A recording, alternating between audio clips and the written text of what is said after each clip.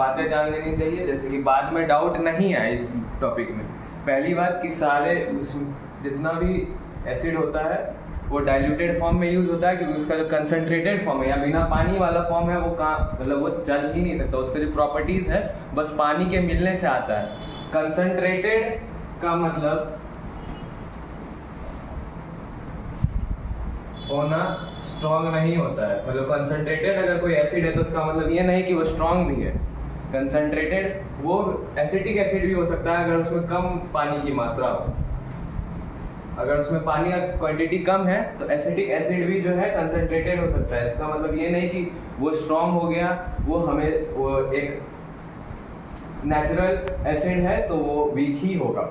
तो सबसे पहले जो हम लोग का केमिकल प्रॉपर्टी आता है एसिड में वो है कि वो इलेक्ट्रिसिटी कंडक्ट कर सकता है। इसको कैसे चेक कर सकते हैं कि जैसे कि आपने HCl ले लिया और उसको पानी में नहीं डालिएगा, क्योंकि आपका मुंह जल सकता है। उसको पानी में डालने की कोशिश नहीं कीजिएगा।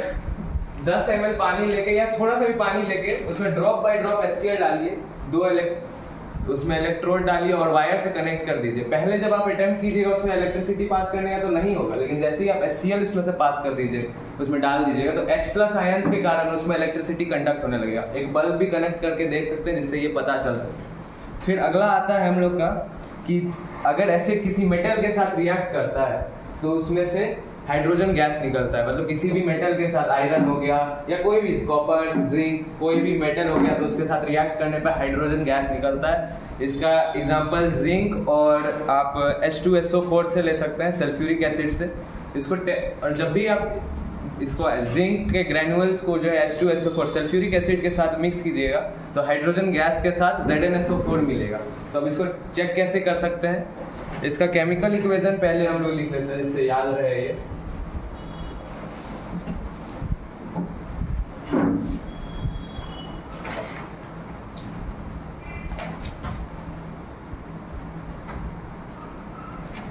कुछ जिंक ग्रैन्युअल्स लेके और 5 ml डाइल्यूट सल्फ्यूरिक एसिड एक बॉइलिंग बीकर में ले लेंगे और उसको जब मिलाएंगे तो हाइड्रोजन गैस निकलेगा। हाइड्रोजन गैस जो वो बीकर होगा उसके ऊपर सबसे ऊपर में कॉर्क डाल के पाइप लगा लीजिएगा, क्योंकि डायरेक्ट गैस फीकीजिएगा तो ग्लास बीकर फूट सकता है, वो पॉप साउंड से फूटेगा।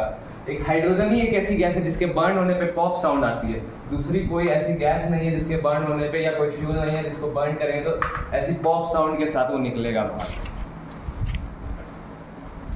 इसी का ये रिएक्शन जो होता है दो मेटल और एसिड के बीच में, एक मेटल और एसिड के बीच में, इसी कारण से बहुत सारे फूड मटेरियल्स को मेटल वाले बर्तन में नहीं रखा जाता, जिससे फूड पॉइजनिंग और कई बीमारियां हो सकती हैं। फिर एक और जो केमिकल प्रॉपर्टी है, acid reacts with metal carbonates और metal hydrogen carbonates, carbon dioxide बनता है। अगर आप कार्बोनेट और हाइड्रोजन कार्बोनेट को मिक्स कर दें, एसिड के साथ रिएक्ट करवा दें, तो उसमें से कार्बन डाइऑक्साइड, वाटर और सॉल्ट निकल के आता है। इसका एक एग्जांपल आप ले सकते हैं Na3CO2 प्लस 2HCl। इससे हमें मिलता है 2NaCl सॉल्ट का form, plus CO2 plus H2O।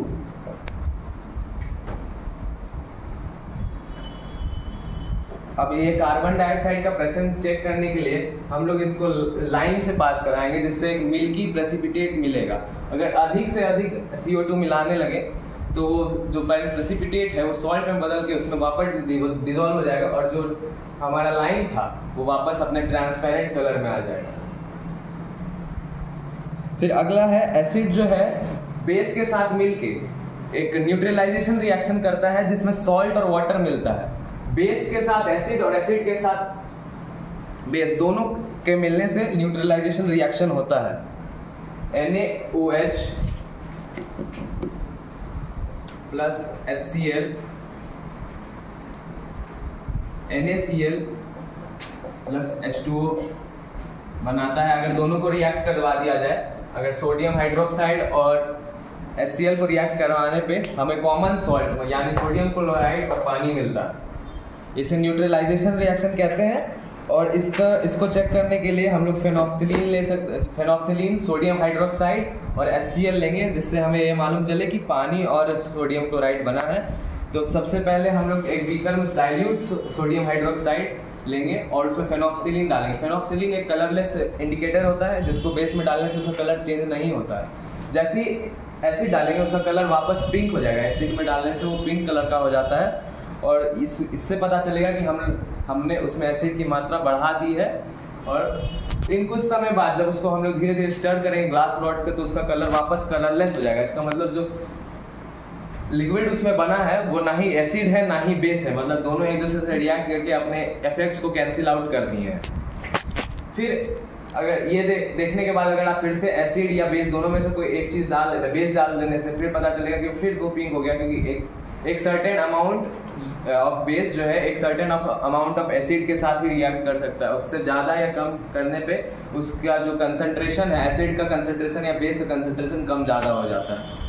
फिर अगला हम लोग का केमिकल प्रॉपर्टी है कि वो मेटल ऑक्साइड्स के साथ रिएक्ट करके सॉल्ट एंड वाटर बनाता है। ये भी एक न्यूट्रलाइजेशन रिएक्शन ही है, लेकिन इससे स्ट्रॉन्ग और बेसिक और एसिडिक सॉल्ट मिलता है, इसलिए ये फायदेमंद नहीं होता है। इसका एक हो सकता है एग्जांपल हो सकता है कॉपर ऑक्साइड हाइड्रोक्लोरिक एसिड से, जिससे हमें कॉपर क्लोराइड और H2O मिलता है।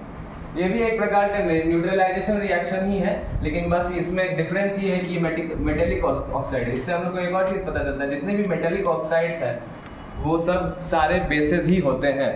तो इसका एक एग्जांपल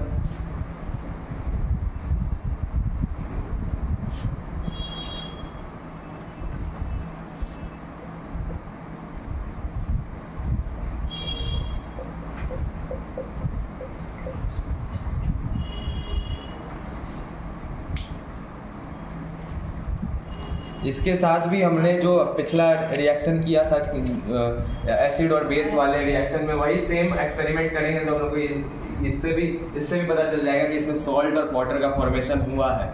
और लास्ट जो होता है उसमें कोई केमिकल रिएक्शन की ज़रूरत नहीं है, वो आपके बॉडी पे ही हो सकता है।